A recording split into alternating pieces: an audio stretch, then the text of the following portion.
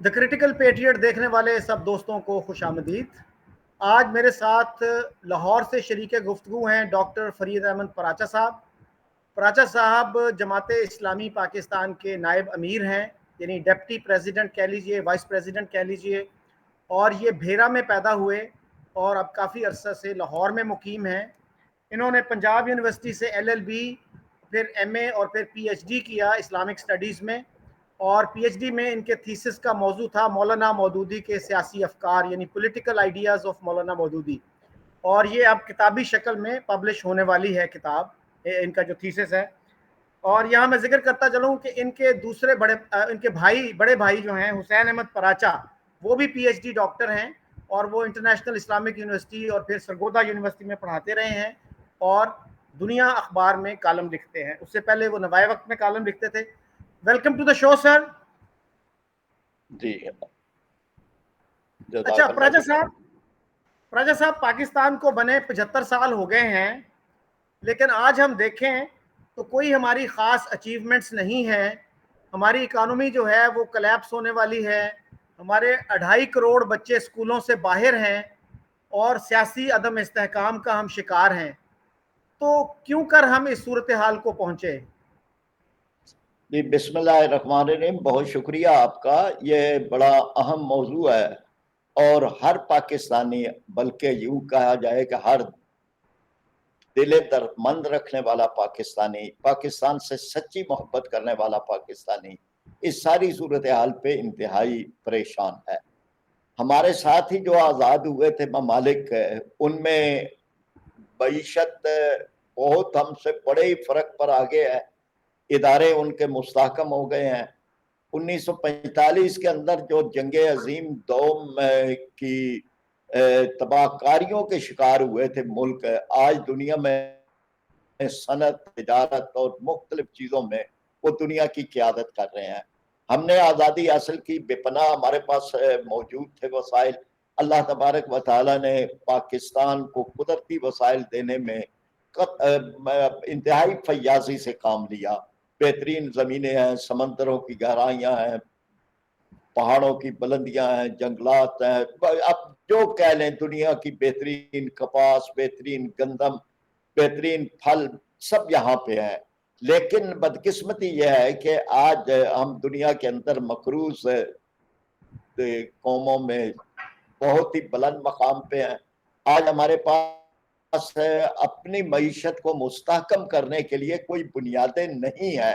Corrupt جو ہماری حکومتیں آتی رہی ہیں اور ہمارے ادارہ جاتی جو ایک تصادم تھے اس نے، اور پاکستان کی اصل بنیاد جو اسلام تھی اور نظریہ پاکستان تھا، اس سے انحراف ہے۔ تو اس کا نتیجہ یہ ہے کہ آج ہم کشکول گدائی لے کے دنیا میں پھرنے والی قوم ہے۔ اس بات پہ فخر کر رہے ہیں کہ جی فلاں کے ساتھ ہماری بات ہو گئی ہے اور فلاں سے ہو گئی ہے اور ہمیں پیسے مل جائیں گے، یعنی یہ ہماری کریڈیبلٹی رہ گئی ہے۔ اور ہم جو ہے نا جی بحیثیت مجموعی ہجوم ہے، قوم نہیں ہے۔ قوم بنانے کی کسی نے کوشش ہی نہیں کی، نہ حکمرانوں نے، نہ نظام تعلیم نے، نہ میڈیا نے، بلکہ اگر میں کہوں تو نہ ممبر و محراب نے، کسی نے بھی قوم بنانے کی کوشش نہیں کی۔ ہم ایک ہجوم ہے اور اس میں بے پناہ خوبیاں بھی ہیں، وہ میں الگ ذکر کرتا ہوں۔ لیکن سر دست جو آپ کا سوال ہے کہ 75 سال کا یہ ہمارا سفر ہے، ایک ترقی معکوس ہے، ایک تنزل کی طرف ہے۔ ہمارے قرضے بڑھ گئے ہیں، ہماری غربتیں بڑھ گئی ہیں، افلاس بڑھ گیا ہے، ہمارے جرائم بڑھ گئے ہیں۔ ہم کسی بھی طرف سوچیں تو ہمیں نظر آتا ہے کہ جی ہم نے ترقی نہیں کی، تنزل کیا۔ اچھا پراچا صاحب، آپ نے فرمایا کہ ہم نے نظریہ پاکستان سے اور اسلام سے انحراف کیا، تو یہ انحراف کب شروع ہوا؟ دیکھیں یہ تو پہلے دن سے ہی ہو گیا تھا۔ آپ اندازہ لگائیں کہ جی جو لوگ جن کے پاس ایک قیادت تھی یا بانیان پاکستان تھے، انہوں نے ایک ذمہ داری تو بڑے اچھے طریقے سے ادا کی کہ قرارداد مقاصد پاس کی، تاکہ یہ سوال ہمیشہ کے لیے ختم ہو جائے کہ پاکستان کس مقصد کے لیے بنا تھا۔ چنانچہ یہ قرارداد مقاصد جو ہے یہ بہت بڑی ہماری یعنی ایک بنیاد ہے نظریہ پاکستان کی بنیاد ہے، اور یہ ان لوگوں نے کیا کہ جنہوں نے پاکستان بنایا تھا، ان لوگوں نے کیا کہ جو یعنی ہمارے قائدین تھے، اور اس طرح سے ایک چیز سامنے آ گئی کہ اب یہ وہ بنیاد ہے کہ جس بنیاد پر اس ملک میں آگے بڑھنا ہے۔ پھر جب یہ سوال پیدا ہوا کہ جی کس کا اسلام نافذ کریں، تو 1951 میں 31 علماء کرام 22 نکات پہ اکٹھے ہوئے، جن میں ہر مکتبہ فکر کا اس وقت سب سے بڑا عالم اس میں موجود تھے اور شامل تھے۔ تو گویا کہ آپ کا جو سوال ہے کہ پھر خرابی کہاں سے ہوئی، خرابی اس وقت ہوئی کہ جب دستور ساز اسمبلی توڑ دی گئی، جب جو ہے وہ بیوروکریسی نے یہ فیصلہ کر لیا کہ اس ملک کو ہم نے چلانا ہے، اور بیوروکریسی کے اندر سول اور ملٹری بیوروکریسی دونوں شامل ہیں، اور جب دستور ساز اسمبلی توڑی گئی، جب کانسٹیٹیوشن کا مذاق اڑایا گیا، پھر 1956 کا دستور بنا تو اس کو 58 کے اندر مارشل لا، پھر اس کو ختم کر دیا۔ گویا کہ یہ سانپ اور سیڑھی کا ایک کھیل ہے کہ جو چلتا رہا، اور اس سلسلے میں ہمارے حکمرانوں نے، ہمارے اگر یہ کہا جائے ایک تکون تھی کہ جاگیردار اور وڈیرے جو اسمبلیوں میں پہنچتے تھے اور جن کا جو سٹیٹس کو کے محافظ تھے، اسی طرح ہماری بیوروکریسی اور ہماری اسٹیبلشمنٹ فوج، تو انہوں نے مل کے یعنی یہ کیا کہ وہ اس قدم آگے نہیں بڑھنے دیے، کوشش یہی کی کہ وہی جاگیردار اور وڈیرے اسمبلیوں میں پہنچے اور ایک دوسرے کے مفادات کا تحفظ کریں۔ چنانچہ یہ جو تنزل ہے، یہ تنزل میں مسلسل چل رہا ہے، لیکن اس میں 31 سال یا شاید 33 سال فوج کی حکمرانی رہی ہے، باقی پارٹیاں جو ہیں وہ باری باری آتی رہی ہیں۔ تو آپ اگر حسابی طریقے سے بھی کر لیں تو سب کا حصہ ہے، اور سب کے حصے میں جس نے جتنا وقت لیا یا جس نے جتنے اختیارات لیے اس کا حصہ اتنا ہی زیادہ۔ اچھا پراجا صاحب، آپ نے آبجیکٹیو ریزولوشن کی بات کی، کیا یہ دلچسپ نہیں ہے بات کہ آبجیکٹیو ریزولوشن تو یا تو فوراً پاس ہو جاتا یا اس سے پہلے پاکستان کے قیام سے پہلے ہوتا؟ اب مقاصد اب بعد میں طے کر رہے ہیں، ملک بن گیا اور 1.5-2 سال کے بعد یہ آبجیکٹیو ریزولوشن آیا، اور اس میں بھی آپ کو پتا ہے کہ صرف 21 لوگوں نے اس کے حق میں ووٹ دیا تھا، اور اس وقت اسمبلی کے ممبر تھے کوئی 75 کے قریب، تو صرف 21 لوگوں نے اس کے حق میں ووٹ دیا اور سارے نان مسلمز نے اس کے خلاف ووٹ دیا۔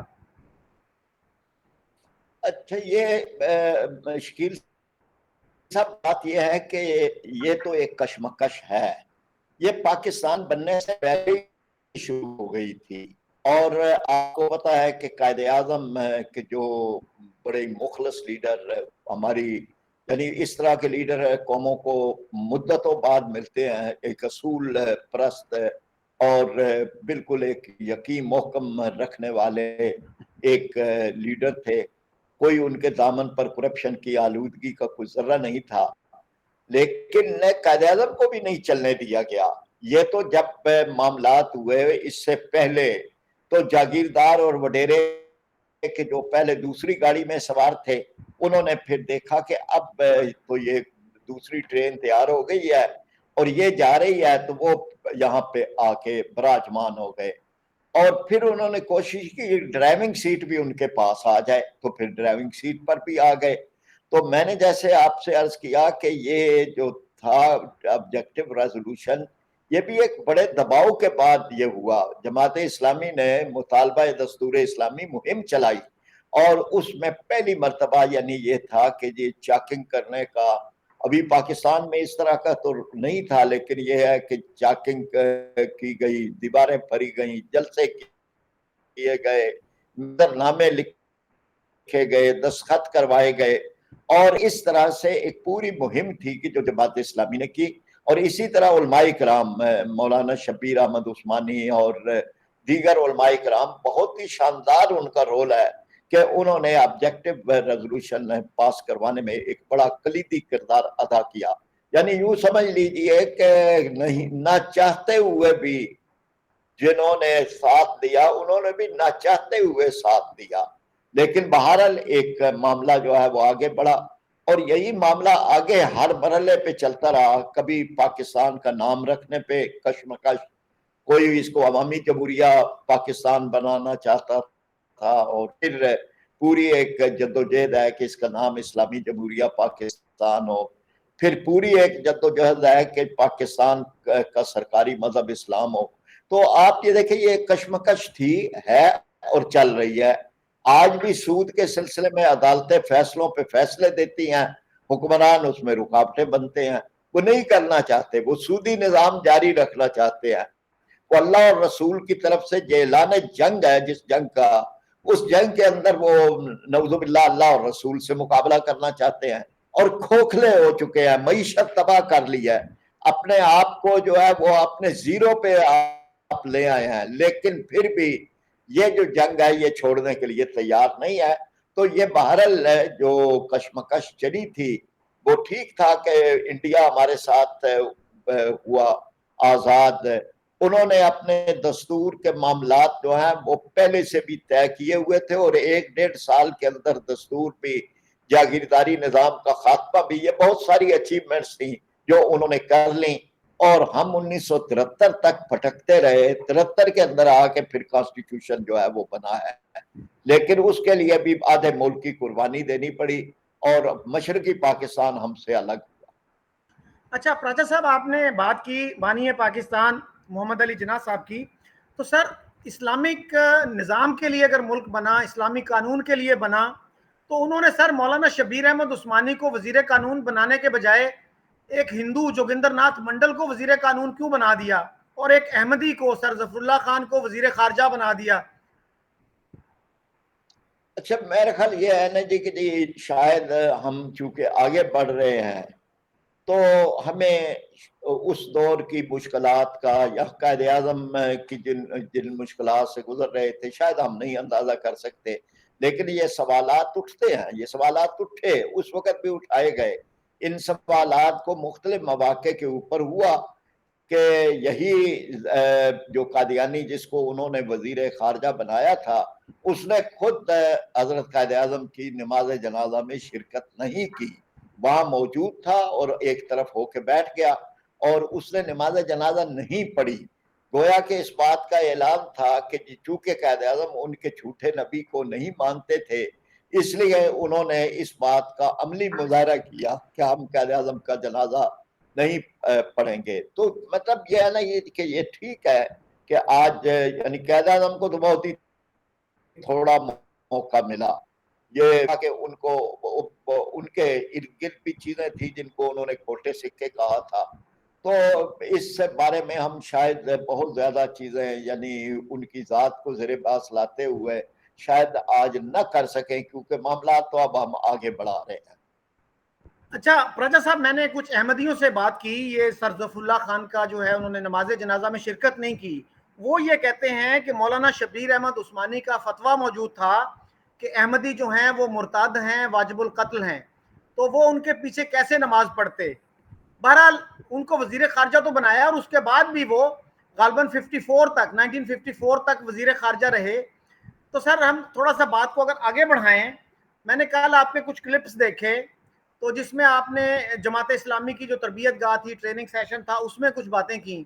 مثلا آپ نے کہا کہ مسلمان ملکوں کے پاس 70% قدرتی وسائل ہیں، یعنی نیچرل ریسورسز ہیں. تو سر جن لوگوں کے پاس 30% ریسورسز ہیں وہ تو اتنا آگے نکل گئے، اور جن کے پاس 70% ہیں وہ آج بھی دیکھ لیجئے کہ ان کے کیا حالات ہیں. یہ کیا وجہ ہے؟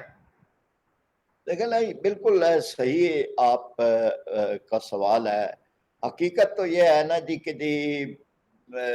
وہ جو اقبال نے کہا تھا کہ غرض وہ علم کے موتی کتابیں اپنے آبا کی، جو دیکھیں ان کو یورپ میں تو دل ہوتا ہے سی پارا. ہمارے پاس تو سب کچھ موجود تھا، آگے بڑھنے کے طریقے موجود تھے، آئیڈیالوجی موجود تھی، ایک مکمل ضابطہ حیات موجود تھا، نبی کریم صلی اللہ علیہ وسلم کی قائم کردہ مدینہ منورہ کی اسلامی ریاست کا ماڈل موجود تھا، خلافت راشدہ کا ایک بہترین نظام موجود تھا. پھر اسی طرح سے قرآن پاک اور سیرت رسول صلی اللہ علیہ وسلم. تو ہم نے ان چیزوں کی طرف ہماری قوم امت نے توجہ نہیں کی. ایک بات تو یہ تھی کہ وہ اپنے آپ کو امت سمجھا ہی نہیں ہے ہمارے مسلمان ملکوں نے. حالانکہ ہمیں قرآن پاک نے کہیں بھی قوم نہیں کہا، جہاں بھی کہا ہے امت کہا ہے، کہیں امت واحدہ کہا ہے، کہیں امت وسط کہا ہے، کہیں خیر امت کہا ہے. تو ہمیں تو قوم ہم تھے ہی نہیں، لیکن ہم کہیں جو ہے وہ عرب قوم بن گئے، کہیں عجم قوم بن گئے، کہیں. تو اس طرح سے مختلف اتحاد ہمارے درمیان نہیں رہا، وسائل کا ارتکاز نہیں رہا، غیروں کی غلامی کے اندر ہم فخر کرتے رہے، مانگے تانگے کی آزادیاں تھیں جن کو استعمال کیا، بادشاہتوں کے کہیں پہ معاملات تھے، کہیں فوجی آمریتوں کے معاملات تھے. تو گویا کہ امت مسلمہ کے یہ وسائل تباہ و برباد ہوئے. محلات تو بنتے رہے، مختلف محلات کے اندر سونے کی جو ہے وہ چیزیں استعمال کی گئیں غسل خانوں میں اور باقی. لیکن نتیجہ کیا نکلا ہے کہ آج دنیا کے اندر مسلمان ایک ساری بہترین ترقی کے اسباب رکھنے کے باوجود آج دنیا کے اندر اگر قبضے ہیں تو ہمارے علاقوں پہ ہیں، فلسطین پہ، کشمیر پہ. مسلمانوں نے تو کہیں قبضہ نہیں کیا ہوا، ہماری کوئی فوج کہیں پہ داخل نہیں ہے. اسی طرح سے ہمارے جو ہیں وہ خیمہ بستیاں ہماری ہیں، مہاجروں کی شکل میں ہم ہیں. دنیا کے اندر قتل ہوتے ہیں، جنازے نکلتے ہیں تو وہ ہمارے ہیں، زخمیوں کو ہم پہنچاتے ہیں. تو ہماری جو ہے وہ بحثیت مجموعی یہ ساری صورتحال ہمارے حکمران طبقے کی وجہ سے ہے کہ جس طبقے نے کسی صورت بھی یعنی وسائل کو امت کے لیے استعمال نہیں کیا، اپنے خاندانوں کے لیے اور اپنی ذاتوں کے لیے اور اپنی بادشاہتوں کے لیے استعمال کیا. تو آج بھی اگر ایک دوسری صورتحال پیدا ہو جائے تو آج بھی بڑا کچھ موجود ہے، پٹرول موجود ہے، سونا موجود ہے، مطلب یورینیم موجود ہے. یعنی دنیا میں جن چیزوں کی وجہ سے ترقی بیسٹ نے کی ہے وہ ساری ہمارے پاس موجود ہے، اور علم بھی بڑھ سکتا ہے. یعنی یہ جو ابتدائی علم تھا یہ تو ہمارے ہی تھا جو کیمسٹری میں، فزکس میں، اسٹرانومی میں، دیگر چیزوں میں، جن کو میڈیکل سائنس میں جن کو انہوں نے آگے بڑھایا. تو ہم تحقیق کے اندر بھی پیچھے رہ گئے، علم کے اندر بھی پیچھے رہ گئے، وسائل کے منصفانہ انصاف استعمال میں بھی پیچھے رہ گئے. تو ہماری بنیادی وجوہات جو ہیں وہ یہی ہیں، اور اسی وجہ سے آج ہم جو آپ نے بیان کیا وہ ٹھیک ہے کہ ہماری تو یعنی ہم راضی ہو گئے کہ دنیا کے اندر ہماری نمبر 2 پوزیشن ہوگی. نمبر 1 پوزیشن کے لیے ہم کبھی بھی نہ آگے بڑھیں گے نہ کام کریں گے، اور یہ نمبر 2 بھی نہیں ہے، پتہ نہیں کون سے نمبر پہ ہے. آپ نے سر فرمایا کہ مسلمانوں کی فوجیں کسی ملک میں نہیں ہیں، آپ نے اس ٹریننگ سیشن میں بھی یہی بات کی تھی. تو سر جب مسلمانوں کے پاس طاقت تھی پھر تو ہر طرف جاتی تھی فوجیں. جی ہاں، ہر طرف جاتی تھی فوجیں، لیکن وہ فوجیں جو جاتی تھیں وہ دنیا میں امن قائم کرنے کے لیے، قبضے کرنے کے لیے، ظلم کرنے کے لیے نہیں. یہ بات حضرت ربیع بن عامر رضی اللہ تعالیٰ عنہ ایک صحابی تھے، ان کو جب رستم کے دربار میں سفیر بن کے جانا پڑا اور اس نے پوچھا کہ آپ لوگ کیوں نکلے ہیں، کیا کرنا چاہتے ہیں؟ مال غنیمت چاہیے، ہم خود دے دیتے ہیں. اگر کوئی علاقے میں توسیع چاہتے ہیں تو ہم اپنی سرحدوں کے پاس کے علاقے آپ کو دے دیتے ہیں. تو انہوں نے کہا کہ نہ مال غنیمت نہ کشور کشائی یہ ہمارا مقصد نہیں ہے، ہم اس لیے نکلے ہیں کہ بندوں کو بندوں کی غلامی سے نکال کر بندوں کے رب کی غلامی میں دے دیں. چنانچہ یہی وجہ تھی کہ جب ایران میں گئے ہیں، جب دیگر ممالک میں گئے ہیں، تو وہاں کے عوام جو اپنے ظالم حکمرانوں سے تنگ تھے اور جو اپنے ظالم جاگیرداروں اور سرمایہ داروں سے تنگ تھے، انہوں نے مسلمان فوجوں کا مقابلہ نہیں کیا بلکہ استقبال کیا. علاقوں کے علاقے بغیر لڑے ہوئے مسلمانوں کے سامنے سرنڈر ہو گئے. اس لیے ہماری جو فوج کشی ہے وہ نہیں ہے. وہاں تو دو فوجوں کو روانہ کرتے ہوئے یہ بات کہی جاتی تھی کہ آپ نے کسی بے گناہ کو قتل نہیں کرنا، کسی عورت، کسی بچے، کسی بوڑھے پر، کسی مذہبی شخصیت پر، بلکہ درخت نہیں کاٹنے، فصلیں نہیں اجاڑنی. تو اس طرح کی مثالیں دنیا میں نہیں ہیں. یہاں تو بستیوں کی بستیاں کھنڈر بنا دی گئی ہیں، یہاں تو ہیروشیما اور ناگاساکی پر بم گرا کر صرف بم ٹیسٹ کرنے کے لیے لاکھوں آدمیوں کو لقمہ اجل بنا دیا گیا ہے. اس لیے وہ کوئی کمپیریزن نہیں ہے. نہ ہمارے ہاں یہی وجہ ہے کہ آج جب بھی اس ساری اس کے باوجود مصر کے اندر کرسچین موجود ہیں، ہندوستان میں ہندو موجود ہیں، اور کہیں بھی جو ہے کوئی آبادی میں کسی کو بھی زبردستی نہیں کیا گیا، لیکن اسپین میں ایک مسلمان بھی نہیں ہے. تو یہ سارے وہ فرق ہیں جس پہ ایک تفصیلی بات ہو سکتی ہے. اچھا سر، امیر تیمور جو اپنے آپ کو سیف الاسلام یعنی اسلام کی تہلوار کہلواتے تھے، اور محمود غزنوی نے جو کچھ کیا وہ کیا اسلام کے لیے کیا، یا وہ کیا تھا، لوٹ مار تھی یا بربریت تھی؟ دیکھیں نا، یہ دونوں چیزیں ہیں. اسلام کا جہاد تو نہیں ہے. اسلام کے جہاد کے مقاصد واضح ہیں، اور اس کے بارے میں 100 آیات ہیں قرآن پاک میں، ان میں ساری چیزیں ہیں. البتہ محمود غزنوی جو ہے وہ تو ایک طرح سے یہاں سے مظلوم طبقے کی مدد کے لیے آئے تھے، اور انہوں نے یہ مدد کی. ان کا اپنے کردار کے بارے میں بھی بہت سارے پہلو ایسے ہیں کہ وہ ایک منصف مزاج حکمران تھے، اور جو کچھ ہندوؤں کی طرف سے یا ان کے مہاراجوں کی طرف سے رعایا میں مسلمان ہی نہیں غیر مسلم بھی شامل تھے، ان پر جو ظلم ہوتا تھا، تو اس سے ان کو نجات دلانے کے لیے ایک ہوا، دعوت دی گئی، بھیجے گئے، لوگ گئے. یعنی یہ جتنے بھی ہیں معاملات، اس میں یوں نہیں ہے کہ یہ کوئی ہوس ملک گیری تھی یا کوئی مال لوٹنے کا ایک تھا. تو مطلب اس پہ پھر بھی جب یہ بحثیں ہوں گی تو شاید کہیں کوئی پہلو دوسرے بھی نکلتے ہوں، لیکن بحثیت مجموعی اس کا نتیجہ تو یہی تھا کہ بہت سارے علاقے جو ہیں وہ ان ظلم کی چکی میں جو پس رہے تھے وہ آزاد ہوئے تھے. تو سر، محمود غزنوی نے جو سومنات کے مندر پہ حملہ کیا تھا وہ بھی ظلم سے نجات دلانے کے لیے تھا کیا؟ نہیں، سومنات میں جی ہاں بالکل وہ تھا نا جی، کہ جی لوگوں سے جو لیے جاتے تھے چڑھاووں کے نام پر سونے، لوگوں کو کنگال کیا گیا تھا، اور ایک بتوں کی پرستش ہو رہی تھی ایک اللہ کی بادشاہت کے بجائے. تو وہ جو تھا وہ ایک ظلم کا نظام تھا. اس میں جو تھا وہ سونا جس طرح سے بڑے پیمانے پہ لیا گیا اور دیواروں کو مقناطیسی اس کے ساتھ کر کے تو وہ کیا گیا کہ بت جو ہے وہ درمیان میں تیرتا پھر رہا ہے، اور اس کو ہی اس کی ایک بڑی بیان کی جاتی ہے شان اس کی. تو بہرحال اس میں بھی مقاصد یہ نہیں تھے. لیکن بہرحال معاملات میں دونوں پہلو بھی ہوتے ہیں. لیکن ہمیں تو آج ہمیں اپنے جو مسائل درپیش ہیں، بہت ساری چیزیں تاریخ کا اپنا سفر طے کر رہی ہیں، کچھ ہم تاریخ بنا رہے ہیں یا بگاڑ رہے ہیں، تو ہمیں تو ان چیزوں کی طرف زیادہ توجہ کرنی چاہیے. آپ نے سر یہ بھی فرمایا اس کلپ میں کہ یہودی اور کرسچنز جو ہیں، یعنی جوز اور کرسچنز جو ہیں، یہ مسلمانوں کے خلاف سازشیں کر رہے ہیں، یہ وحشی اور درندے ہیں، کوئی انسانی حقوق پر یہ یقین نہیں رکھتے. تو سر، کون سے مسلمان ملکوں میں ویسٹرن کنٹری سے زیادہ ہیومن رائٹس کا خیال رکھا جاتا ہے؟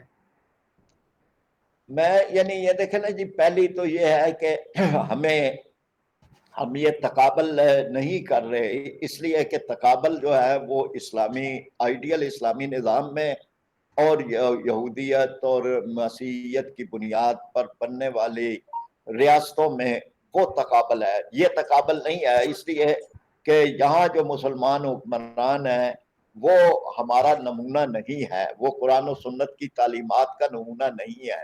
نہ ہم ان کو کہہ سکتے ہیں کہ یہ ہم اپنا تقابل اپنے تاریخ کے ادوار سے کر سکتے ہیں یا آنے والے مستقبل سے کر سکتے ہیں. لیکن جہاں تک یہ تعلق ہے کہ جی اس بات کو جو بیان کیا تھا تو وہ تو حالات حاضرہ ہیں. آپ ذرا دیکھ لیں کہ جب یہ افغانستان سے روس کی فوجوں کی شکست ہوئی ہے تو اس کے بعد سے ایک نیا ایجنڈا دنیا میں آ گیا. فوری رچرڈ نکسن نے کہا کہ پولیٹیکل اسلام دنیا کے لیے خطرہ ہے. یہ کیسے ہے؟ یعنی آپ کون ہوتے ہیں دنیا کے لیے خطروں کا اعلان کرنے والے؟ پھر نیٹو کے سیکرٹری جنرل نے کہا کہ پہلے دنیا کو سرخ خطرہ تھا، اب دنیا کو سبز خطرہ ہے. یعنی کیسے آپ نے ایک نئی جنگ اعلان کر دی.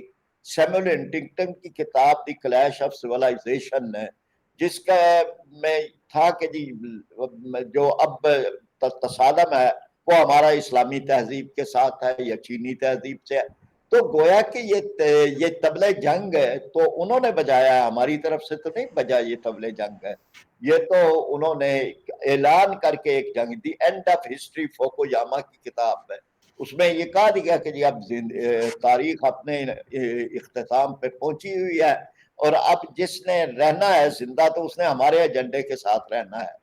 تو یہ ساری چیزیں جو ہے نا جی اس کا کمپیریزن اگر کریں گے یہودیت میں ان کا جو ترانہ ہے وہاں جو پڑھا جاتا ہے، یعنی ایک دہشت گردی کا اعلان ہے، اس میں ان کے ترانے جو ان کے پڑھے جاتے ہیں، اسکولوں میں پڑھے جاتے ہیں، اس میں عبادت گاہوں میں پڑھے جاتے ہیں، اس میں بھی یہ ہے کہ گردنیں کاٹی جائیں گی، اور تو اس کا اس میں تو مطلب ہم یہ سمجھتے ہیں کہ انسانی حقوق مسلمان ملکوں کے اندر بھی محفوظ نہیں ہیں، اور وہ ہمارے حکمران بھی انہی کے پروردہ ہیں، ان کے اعلی کار ہیں، اور اس لحاظ سے وہ بھی کوئی انسانی حقوق کی دھجیاں وہ بھی اڑا رہے ہیں، تو ہم یعنی ان کے مقابلہ میں ویسٹ کا اور ان کا مقابلہ وہ ہم نہیں کرتے، ہم اپنی تعلیمات کے ساتھ اور اپنے ماضی کے ساتھ بات کرتے ہیں کہ ہم نے جو دنیا کو جتنا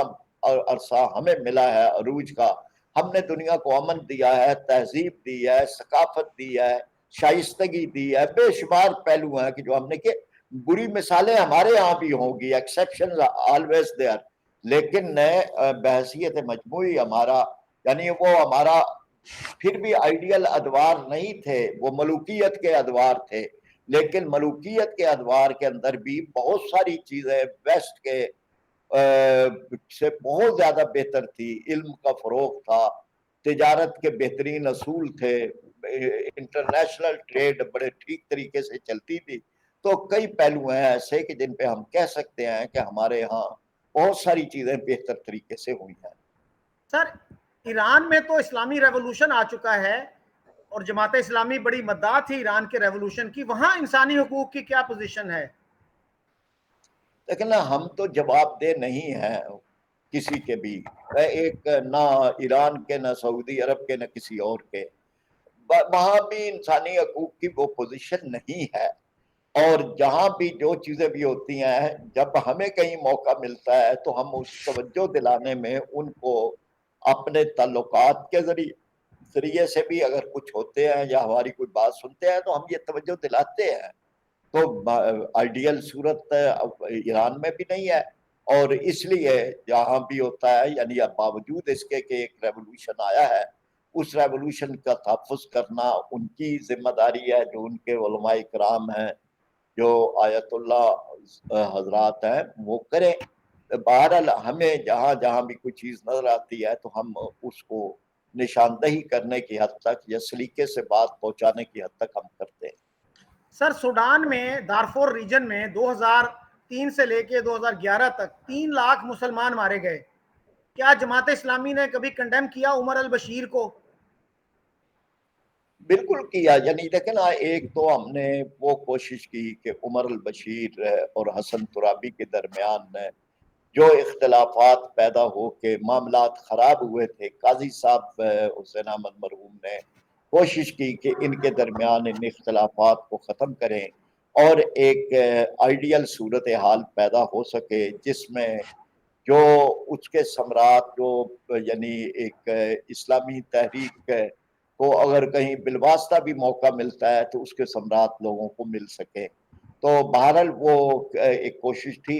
تو یہ جو جنوبی سوڈان میں یا جہاں بھی ہوا ہے تو وہاں پہ یعنی جماعت اسلامی جہاں تک بات پہنچا سکتی تھی وہاں پہنچائی ہے، بہت ساری چیزیں پراپیگنڈا کی ہیں، بہت ساری چیزیں ایسی ہیں کہ جن پہ عالمی صورتحال یک طرفہ طور پہ آگے آتی ہے یا انسانی حقوق سے متعلق تنظیمیں یک طرفہ طور پہ بیان کرتی ہیں، لیکن ہم یعنی کوئی ان کو ڈیفینڈ نہیں کرتے، جہاں بھی سمجھتے ہیں کہ یہ چیزیں جس درجے کے اندر بھی تھیں، چاہے اس درجے میں نہیں تھی کہ جن کو بیان کیا جاتا ہے، لیکن جس درجے میں تھی وہ غلط تھیں، اور اسی طرح سے جو کچھ معاملات دوسرے سمت پہ بھی ہوئے کہ استعمال کیا گیا मलेशियस को और दीगर कुव्वतों को, तो वो भी थे। लेकिन जो आपका सवाल है कि हमारी तरफ से बात है, हम आलमी सतह के वो रहनुमा कुव्वत तो नहीं है जमात इस्लामी, एक इस्लामी तहरीक है, लेकिन जो हमारा एक हद है कि एक किसी भी मुल्क के या किसी भी इलाके के बारे में जो कोई किरदार अदा कर सकते हैं अपनी हदूद में रहते हुए, वो हमने किया। अच्छा सर, आपने फरमाया कि वेस्टर्न लीडर्स ने कहना शुरू कर दिया था कि पॉलिटिकल इस्लाम हमारे लिए खतरा है, तो क्या अलकायदा, उसामा बिन लादेन, एमन ज़वाहिरी और फिर अबू बकर बगदादी, ISIS, इन्होंने सच नहीं साबित किया उनकी इस बात को?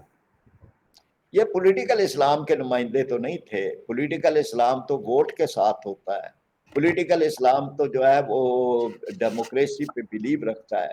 पॉलिटिकल इस्लाम तो डायलॉग की बात है। पॉलिटिकल इस्लाम तो लोगों के अंदर शराइत करने की बात है। इसलिए ये लोग तो पॉलिटिकल इस्लाम के नुमाइंदे नहीं थे, लेकिन उनका जो बयानिया है उसके पीछे भी तो एक बड़ा जुल्म दूसरी तरफ है। यानी फलस्तीन पे जो कुछ हो रहा था और जिस तरह से आलमी ताकतें वहां पर चीथड़े उड़ा रही थी और जिस तरह से मुसलमानों को दुनिया के अंदर उन पर ही यकतरफा तौर पे यलगार थी, तो एक उसका रद्द अमल था। हम नहीं समझते कि ये रद्द अमल ठीक है या गलत है, इस बहस के बगैर है। लेकिन ये बात ये है कि ये कोई यानी हमारे जो वेस्ट का बयानिया था उसमें दहशतगर्दी गिरोहों की दहशतगर्दी है, रियासतों की दहशतगर्दी कोई दहशतगर्दी नहीं है। रियासतें बमबारी करके इलाकों के इलाके खत्म कर दें तो वो कोई दहशतगर्दी नहीं है। वो मतलब यहाँ जो दहशतगर्दी का एक मफहूम दुनिया ने बदल दिया, और ये उन्होंने ही बदला कि जो दुनिया को के सबसे बड़े दहशतगर्द थे, तो वहां पर यह था कि जो रद्द अमल के अंदर कोई अपना हथियार उठाता है वो तो दहशतगर्द है, और जो उसको रद्द अमल पे मजबूर करता है वो ठीक है। तो ये जो है ना जी, ये एक ऐसा हम कर लिया कि जी ये और ये दहशतगर्द है जिनको वेस्ट ने दहशतगर्द कहा, और खुद वेस्ट क्या है, अमेरिका क्या है, दुनिया के अंदर किस तरह से उन्होंने किस तरह से बमबारियां की हैं। 40 से ज्यादा मुल्कों ने अफगानिस्तान पे हमला किया, और वहां पे जो है वो निहत्थे लोग जिनके पास ना टैंक थे, ना तैयारे थे, ना कोई उनके पास तोपो तफंग था, उनके साथ वो मुकाबला करते रहे। और हर तरह से यानी दुनिया का हर बदतरीन हथियार आजमाया, डेजी कटर बम आजमाए उन्होंने, जो है वो निपाम बम इस्तेमाल के कोई कसर नहीं छोड़ी। बिलाकर जब उनके जज्बे से शिकस्त खा गए तो अपनी फौजें निकाली हैं। इसलिए ये यूं नहीं है कि जी हम एक उनके बयानिए के मुताबिक जो लोग भी जो वो कह दें कि ये दहशतगर्द है, हम भी कहना शुरू कर दें वो दहशतगर्द है। तो सर, उसामा बिन लादेन को आप क्या समझते हैं, वो मुजाहिद इस्लाम था या टेररिस्ट था? अब तो इसको काफी साल हो गए, अब तो क्लैरिटी होनी चाहिए ना, कि आप एक बात क्लियरली कर सकें कि उसामा बिन लादेन ने जो कुछ किया उससे मुसलमानों को फायदा हुआ या नुकसान हुआ। ये तो तरीक़ेकार की बात है ना, यानी एक समझा जाता है कि जी हम अपने रद्द अमल को ले जाएं आलमी फोरम पर, इदारों में, अक़वाम मुत्तहिदा में, फला फला फला। एक ये है, एक ये है कि जी आप अपना इंतकाम खुद लें। दोनों तरफ यानी दलाइल भी मौजूद हैं, और दोनों तरफ ये नहीं है कि कोई शरई ममानियत मौजूद है। कुरान पाक के अंदर भी कहा गया कि जो अल्लाह तबारक व तआला उसको कि जो मजलूम है उसको तो बहुत ज्यादा वावेला करने की इजाजत देते हैं, यानी उसमें वो अपना, इसलिए ये यानी तजिए करें कि किसने दुनिया को ज्यादा नुकसान पहुंचाया है, किसने कम नुकसान पहुंचाया है, उसके बजाय ये है कि एक दौर जो है वो गुजरा।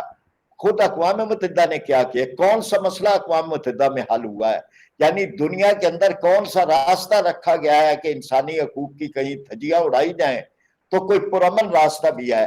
अक़वाम मुत्तहिदा के अंदर तो जो एक वीटो है वो खुद ही अक़वाम मुत्तहिदा की नफी है, यानी दुनिया की सारी कौमें एक तरफ हो जाएं और एक मुल्क जो है वीटो इस्तेमाल कर दे। ये कौन सी डेमोक्रेसी है? یہ کون سی انسانیت ہے, یہ کون سے انسانی حقوق ہے؟ تو اس کی تو ترتیب بھی غلط ہے. اور اس کے پاس کون سا ہمارا مسئلہ حل ہوا ہے؟ اب کشمیر کا مسئلہ حل ہوا ہے, فلسطین کا مسئلہ حل ہوا ہے, ہمارے جو ہے وہ برما کا مسئلہ حل ہوا ہے. تو اقوام متحدہ نے تو یہ بات ثابت کر دی, یا دنیا کے اندر انسانی حقوق کا نام لینے والوں نے یہ ثابت کر دی کہ کوئی انہوں نے راستہ چھوڑا نہیں ہے. ایک بند گلی کے اندر وہ قوموں کو اور ملکوں کو اور گروہوں کو اور علاقوں کو دھکیلتے ہیں. اس لیے میں یعنی یہ بحث کو اس طرح سے نہیں چاہے کہ میں کہوں کہ جی وہ مجاہد اسلام تھے یا دہشت گرد میں تھے. سر آپ کی سر رائے جاننا چاہ رہا ہوں کہ اقوام متحدہ نے کچھ نہیں کیا, امریکہ نے بھی بہت زیادتیاں کی, مثلا وہاں انہوں نے ویتنام میں بہت زیادتیاں کی, لیکن ویتنامی تو ٹیررسٹ نہیں بنے, انہوں نے تو ورلڈ ٹریڈ سینٹر پہ وہ نہیں کیا, ہائی جیک طیارے کر کے تو وہاں نہیں ٹکرائے. تو اسامہ بن لادن آپ کلیئرلی بتائیے کہ وہ جسٹیفائڈ تھے قرآن و سنت کی روشنی میں یا نہیں تھے؟ دونوں طرف تو نہیں آپ جا سکتے نا سر. یہ شکیل صاحب, یہ کس نے طے کیا ہے کہ ورلڈ ٹریڈ سینٹر پر اسامہ بن لادن نے حملہ کرایا تھا؟ آپ دیکھیں کہ دنیا کے اندر, آپ ایک منٹ مجھے موقع دیجئے گا, بیسٹ کی لکھی ہوئی, امریکہ کی لکھی ہوئی 200 سے زیادہ کتابیں ہیں, ریسرچ پیپر ہیں, جس میں چیلنج کیا گیا کہ یہ نہیں تھا, اور یہ سارے کے سارے جو ہے وہ ایک ریموٹ کنٹرول کے نظام کے ساتھ کیا. جن لوگوں کا نام انہوں نے لیے ان لوگوں کے بارے میں, اور یہ تھا کہ وہ فلائنگ کلبوں کے اندر سے ٹریننگ لے کر اتنے بڑے ہوائی جہازوں کو چلا کر اتنے ایکوریٹ طریقے سے وہ جا کے اور وہ جہازوں کو ٹکرا رہے ہیں, اور پہلے سے ہی کیمرے فٹ ہیں کہ جی یہ ایک حملہ ہونا ہے, اور کیمرے جو ہیں وہ سارا جو ہے وہ کر رہے ہیں. اور پھر اس کے بعد یہ کہ یہ سارے معاملے کے اندر وہ سوالات جو اٹھائے گئے تھے کہ یہودی اس دن کیوں چھٹی پہ تھے, انہوں نے کیوں عمارت جو ہے وہ خالی کی ہوئی تھی, یہ سارے سوالات کا کوئی جواب نہیں دے سکا. اور آج بھی یہ معاملہ یوں نہیں ہے کہ کسی ایک رپورٹ نے یہ بات کی ہو کہ جی یہ بالکل اتھینٹک رپورٹ ہے. وہاں تو ہر چیز کو چیلنج کیا جا رہا ہے, وہاں تو ایسی فلمیں بنی ہیں, اور یہ ویسٹ نے بنائی ہیں, امریکنز نے بنائی ہیں, کہ جہاں سلو موشن کے اندر ان جہازوں کو آتے ٹکراتے دکھایا گیا ہے کہ ٹکرانے سے پہلے عمارت سے جو ہے وہ اٹھ رہے تھے, جو ہے وہ بارود کہیں فٹ تھے, اور وہاں سے دھوئیں اٹھ رہے تھے نچلی منزلوں سے. تو ایسا نہیں ہے. اس لیے میں یعنی یہ نہیں کہوں گا کہ جی وہ دہشت گرد تھے یا اس نے کیا. ویتنامیوں کو جو ہے آپ ہیرو بناتے ہیں اور افغانوں کو ہیرو نہیں بناتے. دنیا کے اندر یعنی جنہوں نے اتنے ظلم سہ کے پھر اس کے بعد انہوں نے مقابلہ کیا ہے, وہ نہیں ہے یعنی ایک دنیا کے اندر اپنے لحاظ سے ایک ہیرو اور چیمپئن کہ جنہوں نے ویتنامیوں کا تو ساتھ دینے والی کئی قوتیں تھیں, افغانیوں کا کون ساتھ دے رہا تھا؟ وہاں تو جو ہے وہ پورا ایک ہم سر موضوع سے تھوڑا سا ہٹ رہے ہیں. آپ نے سر فرمایا کہ ورلڈ ٹریڈ سینٹر پہ اسامہ کا کوئی ہاتھ نہیں تھا, تو سر مجھے یہ بتائیے کہ عطاء الرحمان صاحب کو آپ جانتے ہوں گے, جو نئی بات کے ایڈیٹر تھے, نوائے وقت میں کالم بھی لکھتے تھے, اور وہ مولانا مودودی کے بڑے مداحوں میں سے تھے. انہوں نے ایک سے زیادہ کالم نوائے وقت میں لکھے, اور انہوں نے لکھا کہ یہ عرب مسلمان تھے, غیرت مند مسلمان تھے, انہوں نے امریکہ کا غرور خاک میں ملا دیا. اور سر مجھے بتائیے, اسلامک سرکل آف نارتھ امریکہ, جو جماعت اسلامی کے ہم خیال لوگ ہیں امریکہ میں, کینیڈا میں, کیا انہوں نے کبھی یہ کہا کہ یہ اسامہ بن لادن نے نہیں کیے تھے اور یہ امریکہ نے خود کیے؟ دیکھیں نا, جو لوگ وہاں رہ رہے ہیں وہاں چیزیں خاص طور پر مسلمان یا مسلمان تنظیمیں جو اس وقت ایک بڑے زبردست دباؤ کے اندر آ گئی تھی, جن کو ہی جو ہے وہ جن پہ حملے ہو رہے تھے, تو وہ یہ کس پوزیشن میں اتنے نہ تھے, نہ ان کو یہ کرنا چاہیے تھا. عطاء الرحمان صاحب کی ایک رائے ہے, ٹھیک ہے, یعنی وہ ایک صحافی تھے, اچھے صحافی تھے, لیکن یہ کہہ دینا, یعنی میں نے تو آپ کو بتایا نا, آپ آج بھی ریسرچ کریں آپ کو مل جائے گا, آپ گوگل پہ سرچ کریں, آپ کو کتنی آپ کو کتابیں, کتنی مضامین, کتنی فلمیں, کئی چیزیں جو ہیں وہ آپ کو مل جائیں گی. تو میرا خیال جیسے آپ نے کہا یہ موضوع سے ہٹ رہے ہیں, میں تو آپ کو آگے لانا چاہتا ہوں, آپ پیچھے ہی رہ رہے ہیں ابھی. اچھا سر, بات یہ ہے کہ اسلامک سرکل آف نارتھ امریکہ نے اسامہ بن لادن کو جب یہاں پہ مرڈر کیا گیا ایبٹ آباد میں، اس پہ بھی انہوں نے بیان دیا تھا اور انہوں نے سپورٹ کیا اس کو کہ وہ واقعی ایک ٹیررسٹ تھا۔ اچھا سر، دوسرا آپ نے جو بات کی اس میں کہ کرسچنز اور جوز ہمارے خلاف سازشیں کر رہے ہیں، تو آپ نے فرمایا تھا الکفر ملت واحدہ، کہ یہ سارے جو کافر ہیں یہ مسلمانوں کے خلاف متحد ہیں۔ تو سر اس کفر میں کیا چائنا بھی شامل ہے؟ چائنا کے بھی جو معاملات غلط ہیں، ہم نے ان کو غلط کہا ہے۔ چائنا نے بھی جو وہاں پہ ایک اور مسلمان ہیں، ان کے معاملات میں چائنا کی طرف سے بھی بہت بڑی کوتاہیاں ہیں، اور ان کو ان کے سفیر سے مل کر پھر جو ہمارے وفد گئے تھے وہاں پہ، یعنی چائنا کی کمیونسٹ پارٹی نے بلایا تھا جماعت اسلامی کو بحیثیت جماعت، تو اس میں بھی یعنی چیزیں تو ہماری طرف سے کی گئی، جیسے باقیوں کو بھی ہم بیان ہی کر رہے ہیں، تو وہاں بھی اگر کوئی چیزیں غلط ہو رہی ہیں تو ہم ان کو بیان کر رہے ہیں، لیکن آپ اس کو اوپنلی کنڈیم نہیں کرتے۔ جتنا یعنی پاکستان کے جو ایک مفادات ہیں ان کو مد نظر رکھتے ہوئے حکمت کے ساتھ جتنا کیا جانا چاہیے وہ کر رہے ہیں۔ اچھا سر، آپ نے یہ بھی فرمایا تھا کہ کشمیر ہماری شاہ راگ ہے اور کشمیر بنے گا پاکستان، اور پاکستان جو ہے وہ کشمیر کے بغیر نامکمل ہے۔ تو سر اگر یہ شاہ راگ ہے پاکستان، تو پھر پاکستان 75 سال سے زندہ کیسے ہے اپنی شاہ راگ کے بغیر؟ اور آپ کو پتا ہے کہ امان اللہ صاحب جو جے کے ایل ایف کے لیڈر تھے، وہ کہا کرتے تھے اگر کوئی یہ ثابت کر دے کہ بانی پاکستان نے یہ کہا تھا کہ پاکستان کی یہ شاہ راگ ہے تو میں سیاست چھوڑ دوں گا، وہ کہتے تھے کہ یہ بالکل ایک بے بنیاد کوٹیشن ہے جو گھڑ لی گئی ہے۔ اچھا، یہ کوئی بنیادی کیس تو نہیں بنتا نا کشمیر کا کہ ہم نے یہ کہا تھا یا نہیں کہا تھا، تو بس بنیادی کیس ہی یہ ہے۔ یہ تو ایک جملہ تھا، ممکن ہے نہ بھی کہا، کسی بھی کتابیں شائع کی گئی ہیں، یعنی قائد اعظم کے حوالے سے جو ہمارے ادارے بنے تھے، جو نظریہ پاکستان ٹرسٹ تھا، سب میں یہ موجود ہے۔ لیکن میں یہ کہتا ہوں کہ یہ بنیادی ایشو ہے ہی نہیں، یعنی بنیادی ایشو تو یہ ہے کہ یہ تقسیم بر صغیر کے نامکمل ایجنڈے کی تکمیل ہے۔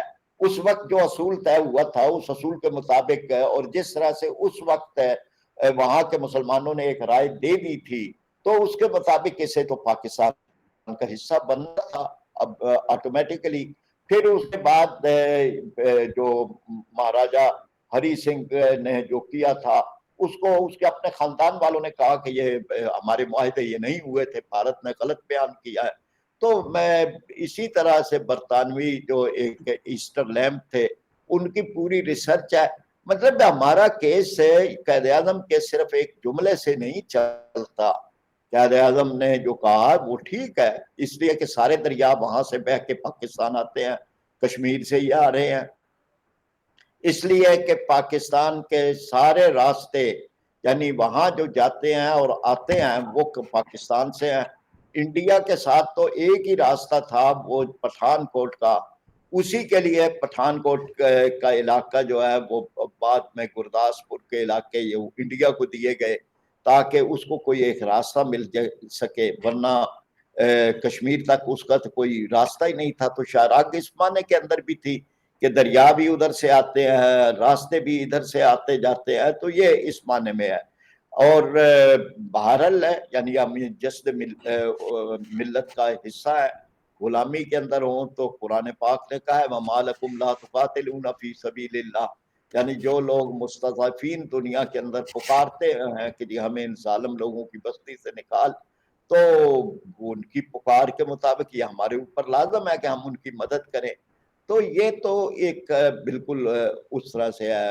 امان اللہ صاحب کی کوئی رائے ہو، یعنی یہ بات کہ یہ کہا تھا یا نہیں کہا تھا، یہ بنیادی کیس ہے ہی نہیں۔ قائد اعظم کی زندگی کے اندر ہی جو کوشش ہو رہی تھی کہ کشمیر کو آزاد کروایا جائے، تو کشمیر کے جو آج آزاد علاقے ہیں وہ آزاد علاقے وہاں کے لوگوں نے اپنے جہاد کے ذریعے آزاد کروائے تھے، یہ کوئی اقوام متحدہ نے نہیں دیے تھے یا پاکستان نے سر میں عرض جی کروں، دیکھیے جوناگڑھ جو ہے، جوناگڑھ پہ تو پاکستان کا کوئی رائٹ نہیں تھا نا؟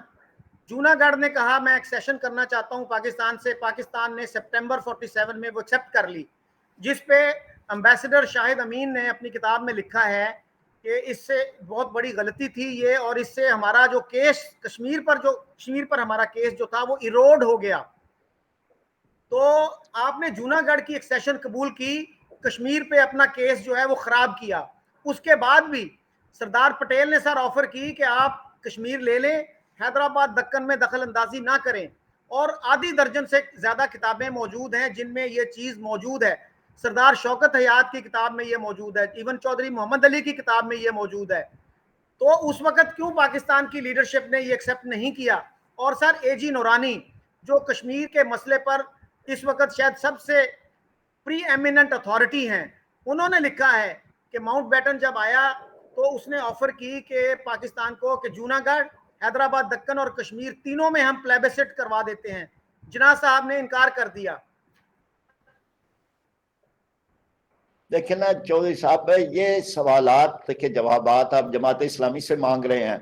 जमात इस्लामी तो इन्हीं चीज़ों पे तनकीद करती रही है। हम तो कहते रहे हैं जो आपने आज बयान कर रहे हैं, जो किताबों में लिखा है, हमारा भी तो यही बयानिया था। हम तो यही कहते थे कि भाई जो चीज़ें आप हैं कश्मीर को अवलियत दें, और ये जो था उसमें यानी दोनों असूल थे कि हुक्मरान जो है वो कश्मीर पे उसने हुक्मरान का यानी आबादी की कसरत को नजरअंदाज करके हुक्मरान के मुआहदे को किया था। तो जूनागढ़ में ये असूल उसी अंदाज पे था कि बेशक कसरत है, लेकिन ये है कि हुक्मरान जो है मुसलमान है।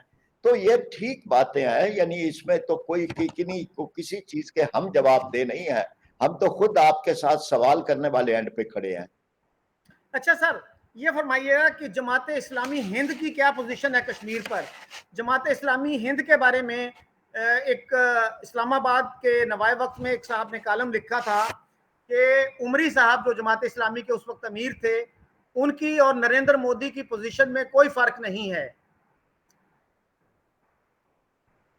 लेकिन ना बात यह है कि एक तो जमात इस्लामी हिंद इंडिपेंडेंट जमात है, यानी उसका नाम जमात इस्लामी है, लेकिन मुकम्मल इंडिपेंडेंट जमात है। उनकी अपनी शूरा है, अपने फैसले हैं, अपने हालात हैं। वो सियासत में हिस्सा नहीं लेते, इंतखाबात में हिस्सा नहीं लेते। हम इंतखाबात में हिस्सा लेते हैं। बहुत कई चीज़ों का फर्क है और बहुत सारी चीज़ें हैं। यानी अगर जलालुद्दीन उमरी साहब का कोई है तो उस पर सिर्फ ये बात के फलाह तबसरा करने वाले ने ये तबसरा कर दिया तो हम ये समझें कि जी उनका और मोदी का वो मिलता है, तो ये तो कोई दलील नहीं है।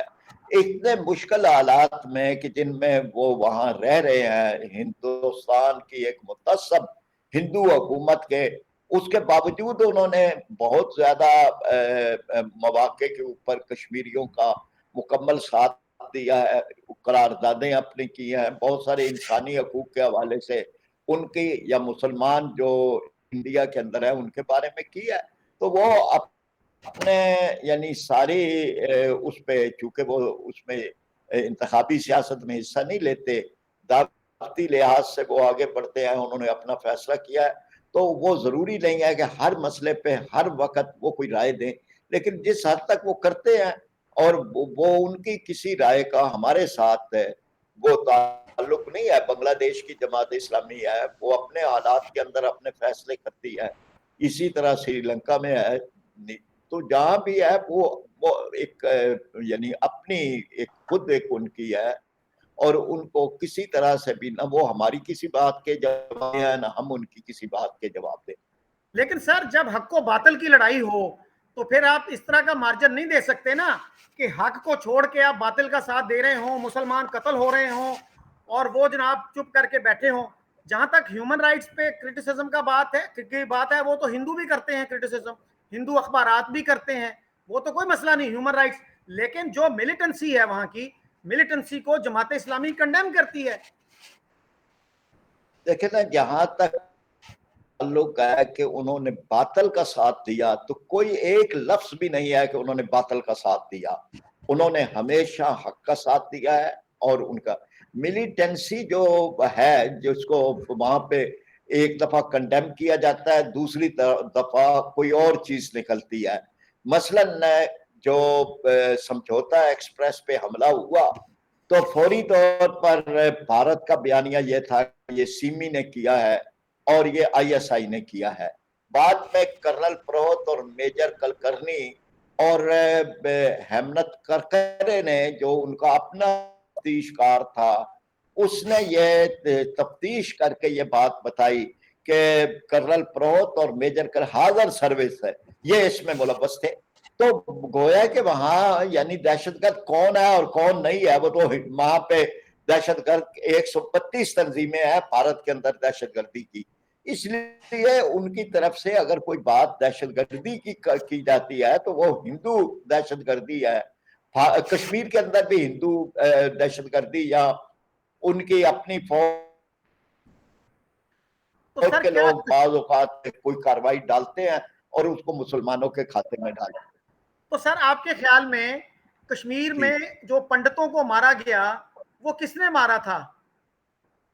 5 लाख के करीब पंडितों को कश्मीर छोड़ के जाना पड़ा। वो आज भी जम्मू में या दिल्ली में रेफ्यूजी कैंप्स में, बहुत सारे उनमें से रेफ्यूजी कैंप्स में जिंदगी गुजार रहे हैं। और बिट्टा कराटे एक साहब थे, उनका आप वीडियो देख लीजिएगा प्लीज। और उनसे जब पूछा गया कि आपने कितने पंडित मारे होंगे तो उसने कहा जी 15-20 मारे होंगे। तो उसने कहा जी टारगेट कैसे चुनते थे आप? कहता मुझे हुक्म मिलता था कि फलां को मार दो, मैं मार देता था।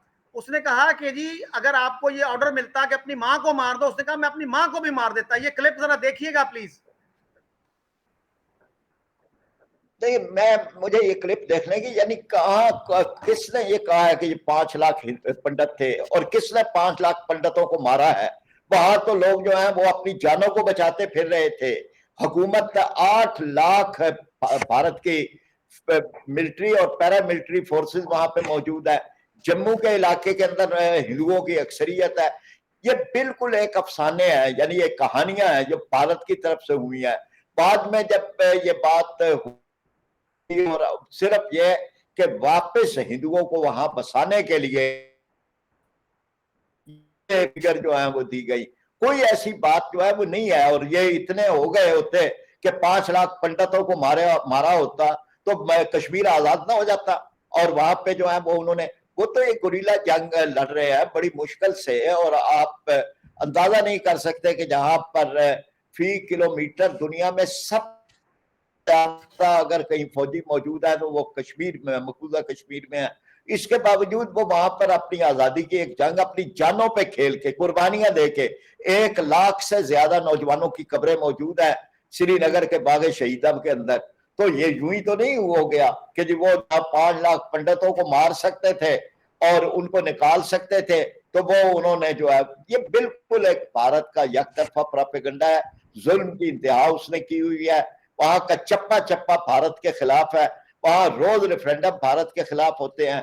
और ये पंडितों की कहानियां भी एक झूठी कहानियां। तो आपके ख्याल में किसी पंडित को वहां नहीं मारा गया और 5 लाख जो हैं पंडित छोड़ के नहीं गए कश्मीर की वादी? लेकिन ना एक बात तो ये थी कि ये जो था इस पे कोई भारत की अपनी ऑथेंटिक रिपोर्टें भी कोई नहीं है। और ये होगा, यानी कहीं होगा, कुछ पंडित भी गए होंगे, ये नहीं है, और कुछ छोड़ के भी गए होंगे, कुछ वैसे भी, यानी हालात जब किसी इलाके के अंदर इस तरह से होते हैं तो लोग इलाका छोड़ते हैं। मकबूजा कश्मीर के बड़े लोग जो है वो आजाद कश्मीर अपने इलाकों को छोड़ के आए थे। तो बहरहाल मेरे ख्याल हम अपनी गुफ्तगू अच्छा के सर, इख्तिताम की तरफ दो आए तीन हैं। Brief question sir. सर जी जी सैयद अली गिलानी साहब ने एक दफा कहा था आज से 10-12 साल पहले कि मुसलमान जो हैं वो सेकुलर निजाम में नहीं रह सकते, ये ऐसे ही है जैसे मछली को पानी के बगैर रहना पड़े। तो अगर ये आर्ग्यूमेंट हम लें तो क्या इंडिया के मुसलमानों को भी फिर इंडिया से निकल नहीं जाना चाहिए?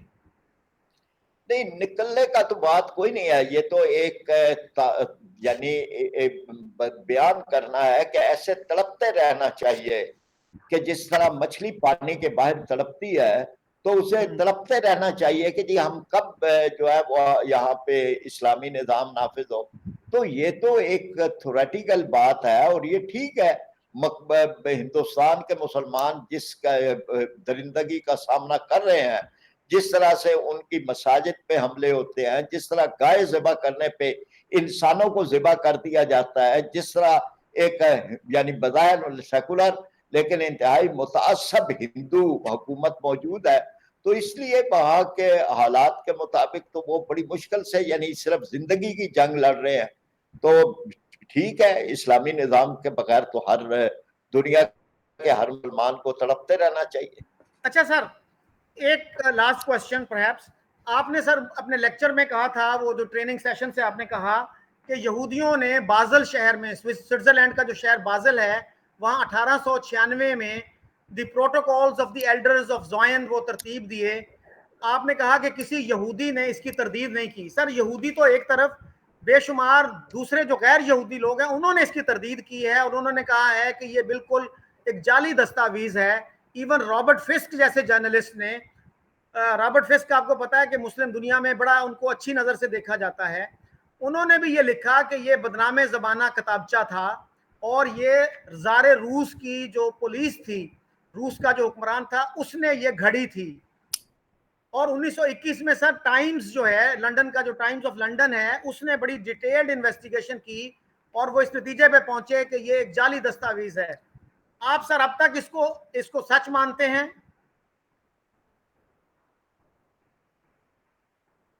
اچھا، حقائق تو اس کے مطابق ہے نا، ٹھیک ہے، یعنی رابرٹ فش جو ہے بڑے اچھے ہیں، لیکن بنیادی طور پر تو وہ خود بھی ایک یہودی ہے. ہم تو یہودی اور زائونسٹ کے اندر فرق کرتے ہیں. ہم یہ سمجھتے ہیں کہ ہر یہودی زائونسٹ نہیں ہے، صہیونی نہیں ہے، لیکن یہ کہ اس بارے میں جو کچھ تھا اس پہ بھی بڑی ریسرچ دوسری طرف بھی ہوئی ہے کہ یہ ٹھیک ہے، یہ 1896 میں جو ہوا تھا، یہ پروٹوکول جو آئے رشیا کے ذریعے سے ہی منظر عام پر ہے. تو یہ لیکن اس میں جو عملی بات ہے وہ تو اسی طرح سے ہی ہے نا. یعنی انہوں نے کہا دنیا کی معیشت پہ قبضہ کریں گے، تو آج دنیا کی معیشت کے اوپر یہ جو IMF ہے، یہ جو ورلڈ بینک ہے، یہ جو WTO ہے، یہ جتنے ہیں، تو آپ دیکھتے نہیں ہیں کہ یہ ایک طرح سے دنیا کی معیشت کی تنابیں ان کے پاس ہیں. اور اسی طرح سے باقی بھی جتنے معاملات تھے، میڈیا ہے، یعنی میڈیا قبضہ کریں گے، تو آج جتنے بھی دنیا کے اندر میڈیا ہاؤسز ہیں اور بڑی بڑی لنک ہے وہ ان کے پاس ہیں، چاہے وہ سوشل میڈیا کے ہیں یا الیکٹرانک یا پرنٹ میڈیا کے. تو اس لیے اگر ہم اس کو چھوڑ بھی دیں کہ یہ اصلی تھے یا نقلی تھے، حالات تو اس کے مطابق ہی چل رہے ہیں. لیکن سر اگر وہ اتنے طاقتور تھے تو 60 لاکھ یہودی ہٹلر نے کیسے مار دیے جرمنی میں؟ اچھا، یہ بھی تو وہی دنیا کے وہی افسانوں میں ہے نا کہ 60 لاکھ تھے یا کتنے تھے جتنے بھی مارے. تو بہرحال جو بات اس کی رہتی ہے کہ جی میں نے جو باقی چھوڑے ہیں وہ اس لیے کہ دنیا کو پتہ چلے کہ یہ یہود جو ہیں یہ کس طرح کے ہیں.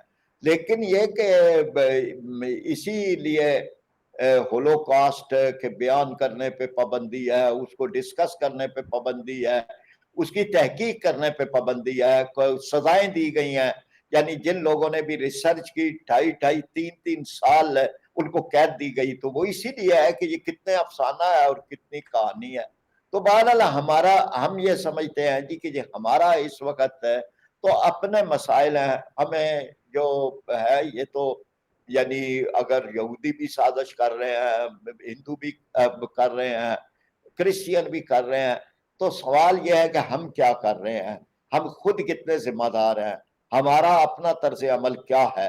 تو اس لیے ہم تو جب بھی بات کرتے ہیں اس کی وجہ یہ نہیں بیان کرتے کہ ان کی وجہ سے ہے، ہم تو اپنی وجہ سے ہیں. ہم اگر مضبوط ہوں تو کسی کی کیا ضرورت ہے کہ ہمارے اندر کوئی سازشیں کر سکے. ہم نہ صحیح طور پہ مسلمان ہیں، نہ ہم نے باعمل مسلمان ہیں، نہ ہمارے حکمران جو ہیں وہ ہمارے بجائے وہ اغیار کے زیادہ نمائندے ہیں. تو ہمارے تضادات تو ہمارے اپنے اندر ہیں. ہم تو ان کا ذکر جب کرتے ہیں صرف توجہ دلانے کے لیے، ورنہ ہم یہ نہیں سمجھتے کہ ہم خود تو کوئی بڑے معصوم ہیں اور ہم خود تو بڑے جو ہیں وہ ہم ایسے بچے ہیں اور ہمارے خلاف سازش ہے. اس سازشوں میں عملاً ہم خود بھی حصے دار ہیں. اچھا سر، آپ کا یہ نیریٹو ہے کہ پاکستان کی اسمبلیوں میں چور، ڈاکو اور لٹیرے بیٹھے ہوئے ہیں، تو سر یہ پاکستان کی قوم ان لوگوں کو ووٹ کیوں دیتی ہے پھر؟ یہ تو قوم کا قصور ہے نا. اور ایک اسلامی ملک میں یہ کیسے ممکن ہے کہ جو چور ڈاکو اور لٹیرے اسمبلیوں میں بیٹھے ہوں؟ لیکن یہ جو میں بیان کر رہا ہوں یا کوئی بھی بیان کرے تو کیا حالات اس سے برعکس ہیں؟ کیا آپ یا کوئی کہہ سکتا ہے کہ نہیں یہ بات تو ٹھیک نہیں ہے، وہاں تو بڑے بڑے صلحاء اور شرفاء اور بڑے امانت دار اور دیانت دار اور بڑے ملت کے غمخوار بیٹھے ہوئے ہیں؟ حالات تو آپ کے سامنے ہے، ملک کھوکھلا ہو گیا، بے شمار اتنی بڑے پیمانے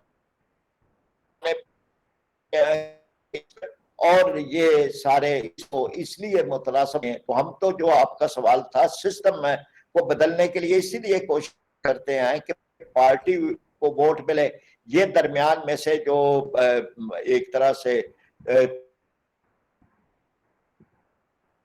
تیسری سے نجات ملے، کسی حد تک وہ بھی ملے گی، یہ بھی نہیں ہے کہ فوراً۔ لیکن بہرحال ہم جو آپ کا سوال تھا کہ یہ لوگ ہمیں تو لوگوں نے کبھی ریجیکٹ نہیں کیا، اس معنی میں ہم پر اعتماد کرتے ہیں، جو بھی ان کے پاس اپنا اللہ کے راستے میں خرچ کرنے والا ہے وہ سب سے زیادہ ہمارے اوپر بھروسہ کرتے ہیں۔ وہ سمجھتے ہیں کہ یہ جماعت اسلامی والے فرقے کی بات نہیں کرتے، یہ مخلص ہے، یہ کرپٹ نہیں ہے، یہ سارے چیز ہے۔ لیکن اس دھڑے بندی والی سیاست سے اور اس مفاد پرستی اور پیسے والی سیاست سے ان کو نظریاتی سیاست نکالنا بڑی مشکل سی بات ہے۔ اس کے لیے ہم یہ بات کر رہے ہیں کہ جی چلے متناسب نمائندگی میں کسی حد تک یہ بات ہو سکتی ہے کہ وہ معاملات جو ہیں وہ کسی طرح سے فرد کے بجائے جماعت اور منشور اور نظریے کی طرف آ سکیں۔ بہت شکریہ۔ تھینک یو ویری مچ سر، بہت شکریہ، خدا حافظ۔